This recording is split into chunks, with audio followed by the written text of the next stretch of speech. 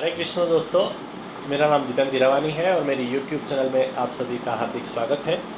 और आज का शेयरिंग सेशन है 253 और टॉपिक है गीता अध्याय 2 श्लोक 58। यदा संहरते चायं कुर्मो ज्ञानीव सर्वसः इंद्रियाणि इंद्रियार्थेभ्यस्तस्य प्रज्ञा प्रतिष्ठिता। जैसे कछुआ सभी बाजू से खुद के अंगों को सिकुड़ लेता है, वैसे ही ये मनुष्य इंद्रियों के विषयों से इंद्रियों को सर्व प्रकार से खींच लेता है और तभी उसकी बुद्धि स्थिर हुई है, ऐसा समझना चाहिए।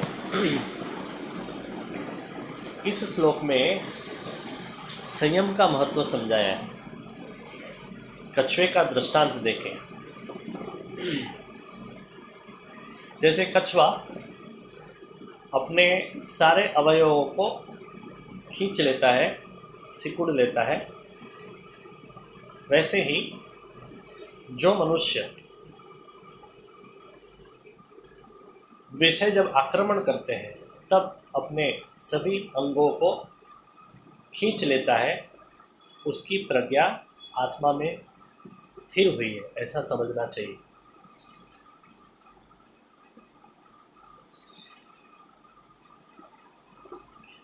बुद्धि जब चंचल होती है ना, तभी सारी इंद्रियां स्वैर विहार करती है, यानी अपने हिसाब से इधर उधर घूमते रहती है।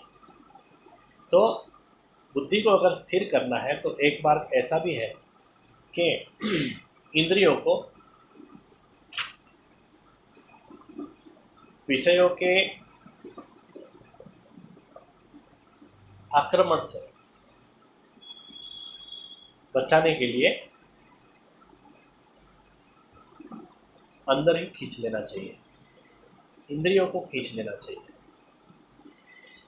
कछुआ ये संयम का प्रतीक है।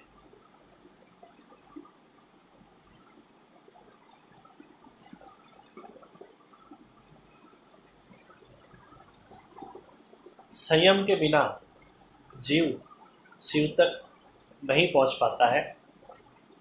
यही दर्शाने के लिए शिव मंदिर में कछुए का स्थान है।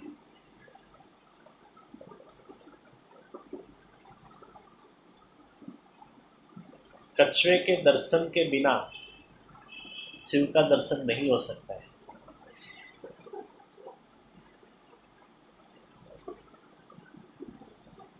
कछुआ अपने सर्वे अंगों को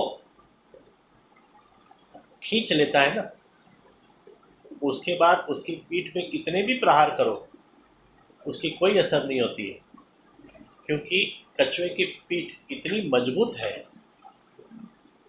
और वो मजबूत क्यों है? क्योंकि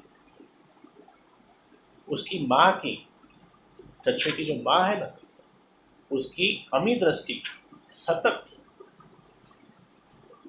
उसकी पीठ पे पड़ती है, अविरत पड़ती है। इसके लिए कछुए की पीठ इतनी मजबूत हो चुकी है। और वो तलवार की धार बनाने के लिए भी उसकी पीठ का, कछुए की पीठ का उपयोग किया जाता है, उतनी मजबूत हो जाती है। तो जैसे कछुए की माँ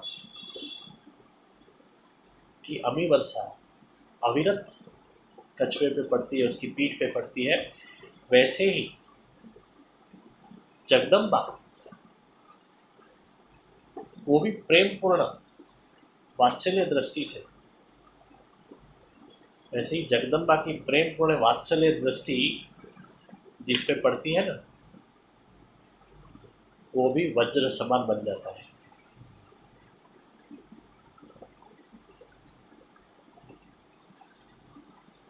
स्थित प्रज्ञा जो है ना, वो कभी विषयों को हल्का साबित नहीं करता है, या तो उनके सामने लड़ने की भाषा भी नहीं बोलता है। वो तो सिर्फ विषयों में से अपनी इंद्रियों को खींच लेता है। आज की भाषा में इसे रक्षणात्मक, या तो बोलते ना रक्षणात्मक युद्ध कहते हैं, डिफेंसिव वॉर कहते हैं। मानव जीवन में संयम यानी कि बंधन का अति महत्व है, अति आवश्यक है।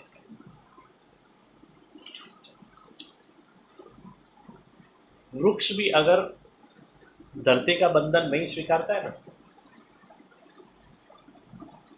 या तो ऐसा कहे कि वृक्ष धरती का बंधन स्वीकारता है, तभी वो सफल होता है। वीणा की तार खूंटियों का बंधन स्वीकारती है ना, तभी उसमें से संगीत प्रकटता है। नदी भी किनारों का बंधन मान्य करती है, तभी उसका अस्तित्व टिक पाता है।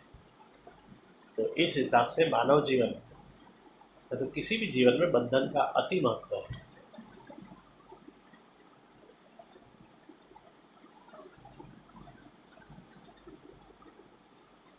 जंगल में जाके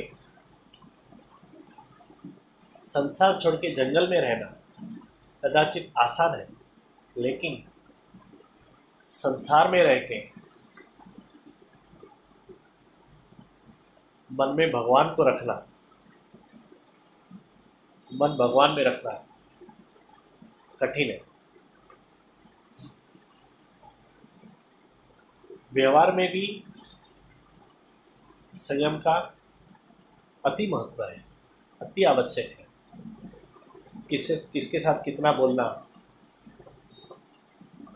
कैसे बर्ताव करना, कैसे क्या न बोलना, क्या नहीं बर्ताव करना, ये सब समझना अति आवश्यक है।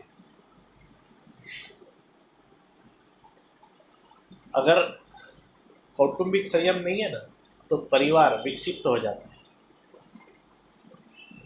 व्यक्तिगत संयम अगर नहीं है तो आध्यात्मिकता में बाधाएं आती है, आध्यात्मिक विकास में बाधाएं आती है। और सामाजिक संयम नहीं है तो संस्कार,